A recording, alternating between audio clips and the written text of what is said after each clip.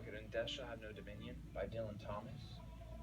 Now, this poem, basically, the meaning and the central theme of the entire poem is in the title, And Death Shall Have No Dominion. And Dylan Thomas uses this title multiple times, or this phrase. It's kind of like the refrain of the poem, And Death Shall Have No Dominion. He uses that to open and close each stanza. So that use of the refrain and the repetition there, and the parallelism and the structure between each stanza, basically just solidifies the meaning of that theme. He reinforces it. So if you forget it, by the time you read through it, boom, you hear it again. And then read through it, boom, hear it again. And now, what he's looking at with the theme, he gives on, in the first stanza, he describes how, or he says, when their bones are picked clean and the clean bones gone, they shall have stars at elbow and foot. He's basically saying, like, even when everything is completely gone, everything physical that they've had on earth, when all of that's gone, they still will have some things. They will have stars at elbow and foot. So they'll be, it's kind of like a cosmic in a sense. It's out there in space. And he uses like a contrast and a juxtaposition between though they go mad, they shall be sane. So he's like saying, even though they seem mad, they're still sane. So, and So what you're saying is that even though they may die or that they may be seen as crazy, their ideologies, their beliefs will still stand. yeah, that all will still stay or still stay. And another thing, another like point that he uses, which is kind of an illusion. In the first stanza, he says, "Though they sink through the sea, they shall rise again."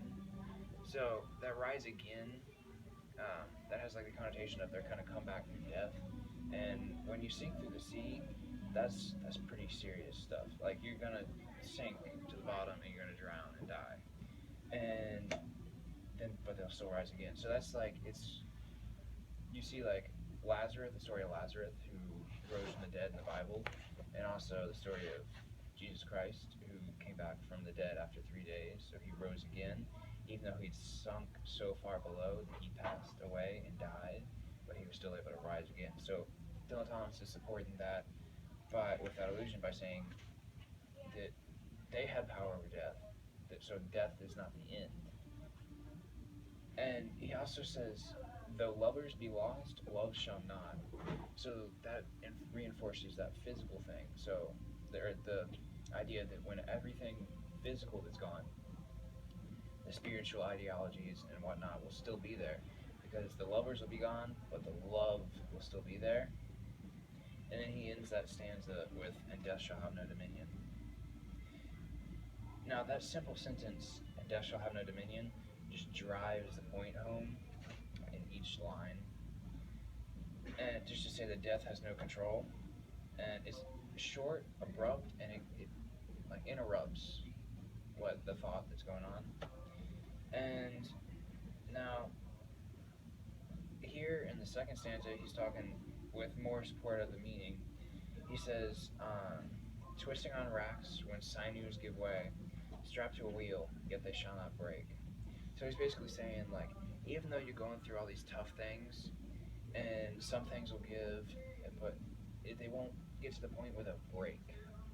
So he's saying that even when you're being tortured, because back then being strapped to a wheel and like twisting on racks, those were forms of torture. So I mean, that's pretty gruesome. I wouldn't want to be strapped to a wheel and twisting on a rack. But he's saying like they still have power because death doesn't have power over them. And then we come to see like, what do you think about this line, John? Faith in their hands shall snap in two. Faith in their hands shall snap in two. When you say that line, it makes me think that the people that are trying to bring them down, not necessarily the person dying, but the person who's trying to bring them down, or the person who is torturing them. Because if I'm right, it is in the same stanza as the line where it says They're twisting. they're twisting a wheel, right? Yeah. So those are the people that are trying to break their faith in half. That are making it seem like that they're in a living hell for the short period of time that they will live left. Because how many people really live down rolling a hill strapped to a wheel? Yeah. And then, like, Dylan Thomas basically uses just point after point after point to reinforce and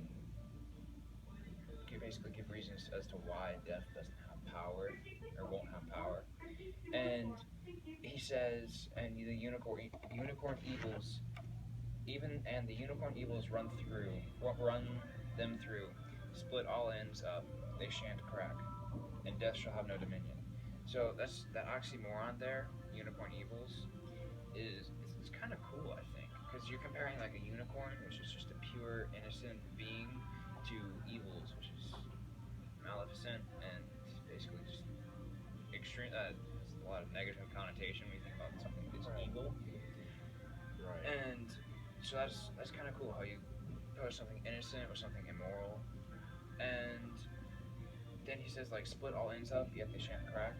So like even though everything's split and it might be in pieces, it's not going to completely break apart because death doesn't have that power over it. So I have a question for you.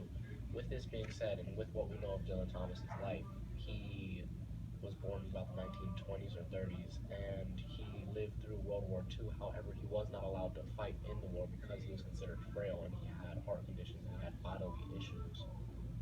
And at that time, with World War I, World War II, Vietnam, those were very courageous things. And even now today, it is still pretty courageous, but not to the extent that it was back in the day, where it is very courageous to go and fight for your country. He could not do such a thing. And he was also an alcoholic who died, I believe, in his 30s. Yeah, he was about 39, I think. Yeah. Do you think that with these poems, because this isn't the only poem, but since we are on this poem, it is so entranced in death, do you believe that he had suicidal thoughts at this time? I mean, I don't know, because what he's saying is like death shall have no dominion and no power. So I don't think death was something that he was afraid of necessarily, but I mean, I don't think he had suicidal thoughts necessarily. It doesn't necessarily mention suicide in there or any suicidal ways of dying, but it does have a lot of death in it. Yeah. And that doesn't necessarily mean he's suicidal, but it just means that it could be on his mind a lot, because for all we know, he could have had friends that died in the war, he could have known people to die because of the mass war propaganda that was going on at the time. Yeah. And I mean, for instance, with your poem, Sir John Till, it's talking about the death of all those things, but with this one, it's talking about how death doesn't have power. So I guess he's looking at death in a positive light. He's saying that death just doesn't have power over those things. And I mean, down here, or towards the bottom of the poem, or towards the end of the poem, he says, "Where blew a flower, may a flower no more lift its head to the blows of the rain." So you can't really see it, but there, with that line, he uses enjambment to go between the lines. So it's kind of like, "Where blew a flower, may a flower no more lift its head." Like, may a flower no more lift its head to the blows of the rain. So you think about that first thought, and you think about that second one. And with those, it's kind of like personification of the flower, because the flower is being used as like representing a human, and like how they go through life, and how they go through all the blows and the struggles and the tough times.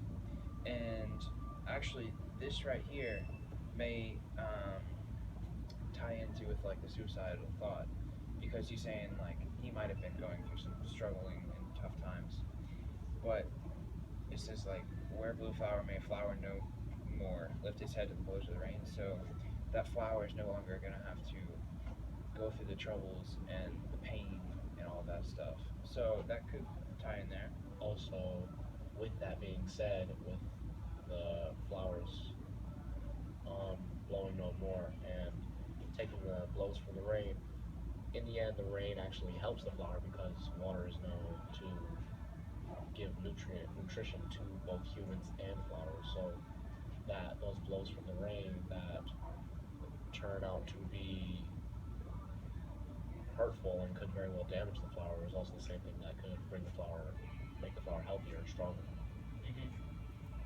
And also, like, the speaker in this poem is omniscient.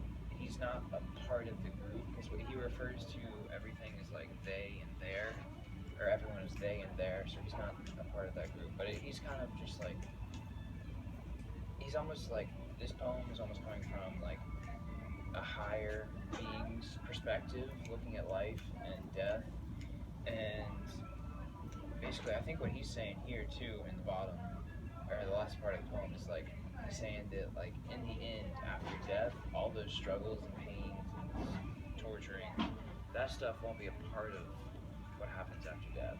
So those will all be gone. And to wrap it all up with the last 3 lines, or last 4, I should say. Excuse me.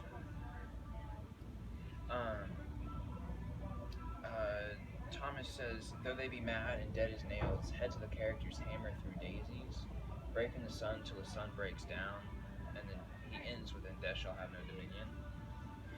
Well, basically, like, I mean, he's using a euphemism when he says hammer through daisies. So he's saying, like, the dead will come back to life. And Powerful. yeah, the phrase, or the simile dead as nails, he's comparing, like, the people to, or he's saying that they're dead as nails. So he's comparing to nails, they're just completely gone. But those characters will be continued to, like, push up, and they'll break in the sun till the sun breaks down. And that's basically like it's gonna keep happening, and well, it'll happen and happen until the sun breaks down, and then that's when the world will end. And that's kind of a cool image to see, because like when the sun explodes and it's gone, then the world's gonna end. But he wraps it all up nicely with, "And death shall have no dominion." So death isn't gonna have power when all that happens.